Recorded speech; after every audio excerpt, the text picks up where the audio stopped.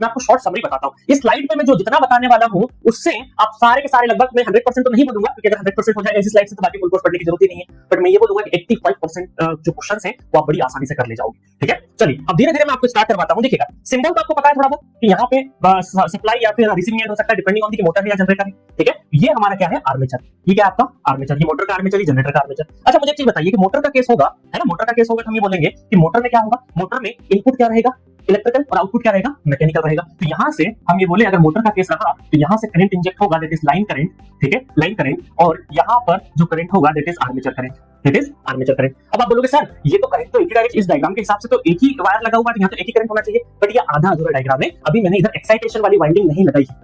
Excitation के हिसाब से लाइन करंट और आर्मेचर करंट बदलेगा, तो न्यूमेरिकल पढ़ते टाइम पे इस चीज का ध्यान रखना कि करंट कौन सा दे रखा है, आर्मेचर का दे रखा है, लाइन का दे रखा है ना। अब आप बोलोगे सर ये आधा अधूरा क्यों डायग्राम बनाया, पूरे बना देते। 2 मिनट रुकिए, एक्साइटेशन के नीचे दे रखा है ना, डिपेंडिंग ऑन द एक्साइटेशन का डायग्राम बाद में बनाऊंगा। तो अभी सिंपल ब्रीफ आइडिया दे रहा हूं कि मोटर में क्या होगा, इलेक्ट्रिकल इनपुट होगा और मैकेनिकल आउटपुट होगा, और मैकेनिकल आउटपुट मोटर का जो रोटेशन है और मोटर के रोटेशन से ये सपोज करो कुछ लोड लगा रहेगा यहाँ पे, है ना, लोड रहेगा, मैकेनिकल कुछ भी लोड लगा रहेगा, लोड लगा रहेगा, इसका जो रोटेशन रहेगा दैट इज एंटी क्लॉकवाइज। ठीक है, और यहाँ पे Fleming left hand right hand दोनों रूल्स ऑलरेडी मैं डिटेल वर्जन में बता चुका हूं, यहाँ मुझे बताने की जरूरत नहीं है। तो मोटर का केस होगा तो आपको क्या करना है, सप्लाई वोल्टेज से करंट प्रोड्यूस करवाना है, ये आर्मेचर करंट होगा, और यहाँ पर होगा बैक ईएमएफ।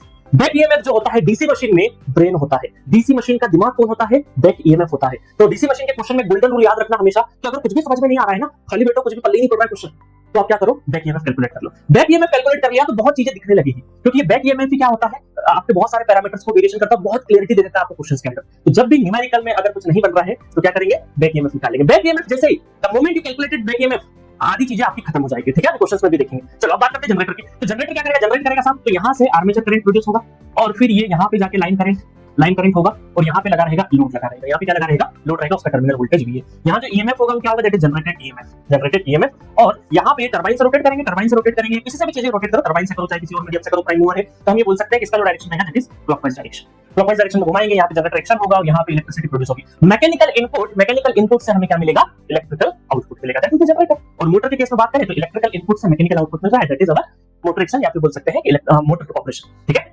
समझ में आ गया। तो ये बेसिक आइडिया। अभी मैंने देखो यहाँ पर आप इस चीज से कंफ्यूज हो रहे होंगे, सर ये आर्मेचर करंट और लाइन करंट दो अलग-अलग सिंबल क्यों दिया, क्यों, क्योंकि अभी आधा अधूरा सिर्फ और सिर्फ अभी आर्मेचर का डायग्राम बनाया मैंने, इसमें जो फील्ड एक्साइटेशन है वो अभी हमने नहीं दिया है, तो बिना फील्ड के तो कोई जनरेटर मोटर कुछ पॉसिबल ही नहीं है, वो तो देना पड़ेगा। तो अभी मैं सिर्फ और सिर्फ न्यूमेरिकल के हिसाब से दोनों डायग्राम्स को पहचानना बता रहा हूं। तो सबसे पहले न्यूमेरिकल जब पढ़ोगे तो क्या ध्यान रखोगे कि क्वेश्चन में मोटर दे रखा है या फिर जनरेटर दे रखा है। ठीक है, चलिए अब देखो यहाँ पे मैं बताता हूँ, यहाँ पे कि एक्साइटेशन कैसे, अगर सपोज करो सेपरेटली एक्साइटेड हुआ, यही डायग्राम है हमारा। अब देखो यहाँ मोटर जनरेटर की बात नहीं कर रहा हूं, चाहे मोटर चाहे जनरेटर हो, अगर सेपरेटली एक्साइटेड है तो जो फील्ड वाइंडिंग है, जो फील्ड वाइंडिंग जो कि फ्लक्स प्रोड्यूस करता है वो अलग से देंगे, मतलब यहाँ पे एक सप्लाई और लगेगी, कौन सी, सेपरेटली एक्साइटेड में एक सप्लाई होगी।